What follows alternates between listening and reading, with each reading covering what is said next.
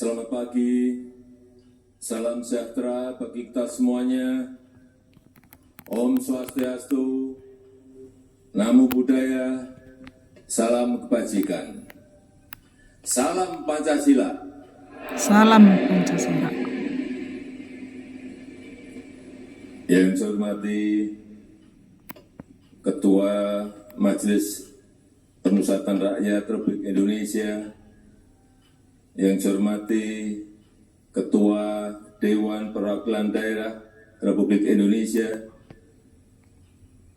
yang saya hormati Ketua Komisi Yudisial Republik Indonesia, yang saya hormati para Menteri Kabinet Indonesia Maju, Panglima TNI dan Kapolri, dan Kepala BIN, yang saya hormati Kepala BPIP dan seluruh jajaran yang hadir, yang saya hormati Gubernur Riau, Wali Kota Dumai, serta para wali kota dan bupati yang hadir, yang saya hormati seluruh tokoh masyarakat seprovinsi Riau, yang saya hormati Dirut Pertamina, beserta seluruh jajaran, hadirin dan undangan yang berbahagia. Kita patut bersyukur bahwa negara kita Indonesia tetap kokoh, terus stabil, terus bersatu padu, terus tumbuh ekonominya di tengah gempuran dunia yang penuh dengan ketidakpastian, di tengah dunia yang dilanda berbagai krisis, dalam geopolitik yang penuh ketegangan dan rivalitas. Kita harus selalu optimis karena kita punya Pancasila yang memandu arah bangsa, karena kita punya modal sosial dan modal budaya yang kokoh, karena kita punya sumber daya manusia, dan kita punya sumber daya alam yang melimpah. Oleh karena itu, kita harus terus berkokoh kemandirian bangsa dan berdikari dalam ekonomi. Saudara-saudara sebangsa dan setanah air, Indonesia konsisten dengan politik bebas aktif, memperjuangkan kemerdekaan semua bangsa, termasuk kemerdekaan bangsa Palestina, dan memperjuangkan perdamaian dunia. Peran Indonesia dalam politik internasional semakin kokoh. Kita telah menjadi pemimpin G20 yang berhasil, telah menjadi ketua ASEAN yang sukses, dan terus akan berkontribusi pada dunia, termasuk melalui World Water Forum yang baru saja kita selenggarakan. Keaktifan dalam dunia internasional tidak menyurutkan perjuangan kita untuk berdikari dalam bidang ekonomi. Kita terus perjuangkan kemandirian ekonomi, termasuk melalui industrialisasi di dalam negeri dan melalui hilirisasi di berbagai sektor.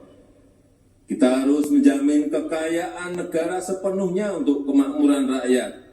Kita juga harus aktif mengambil alih kembali aset-aset strategis bangsa. Kita kelola dan manfaatkan sebesar-besarnya untuk kesejahteraan rakyat, kesejahteraan masyarakat. Salah satunya adalah Blok Rokan di Riau ini, tempat yang kita pakai untuk upacara peringatan hari lahir Pancasila.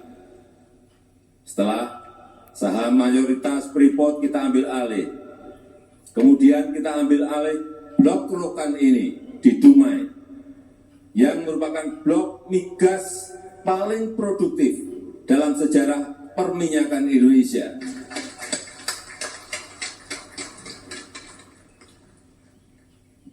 Yang sudah dikelola perusahaan asing Caltex dan Chevron selama 97 tahun.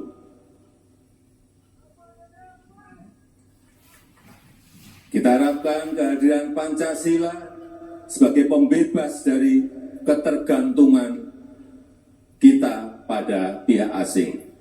Dan pagi tadi saya mendapatkan laporan dari Dirut Pertamina bahwa produksi di Blok Rokan sudah mencapai 162.000 barel per hari.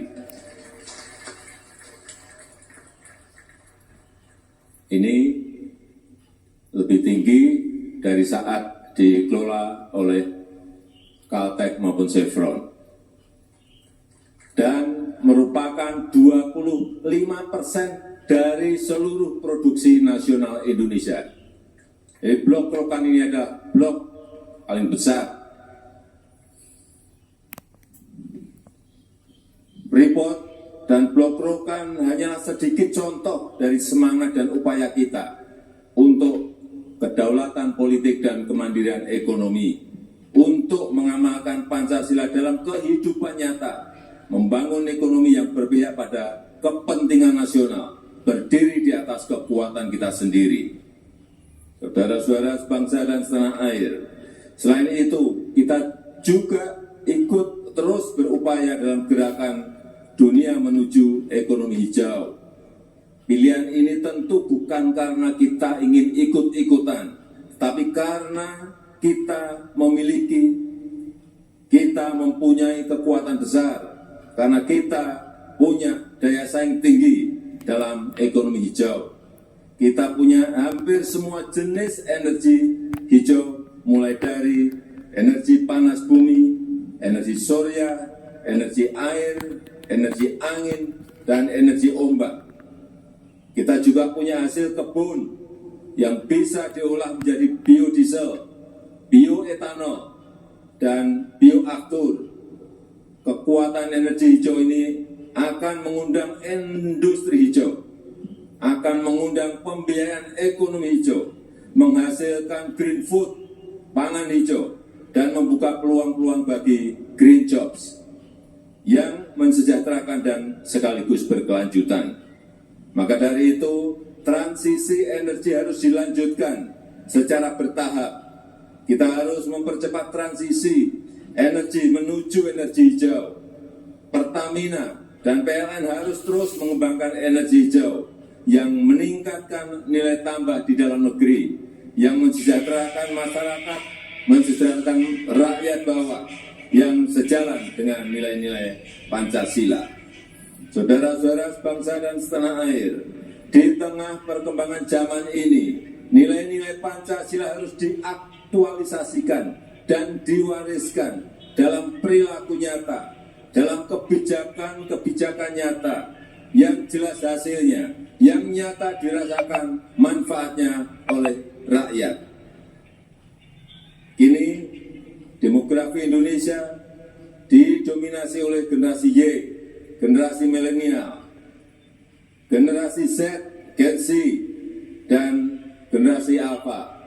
Oleh karena itu, cara kita mensosialisasikan Pancasila juga harus dengan cara-cara mereka, dengan praktek-praktek teladan yang nyata, dan menggunakan serta mengembangkan budaya Indonesia.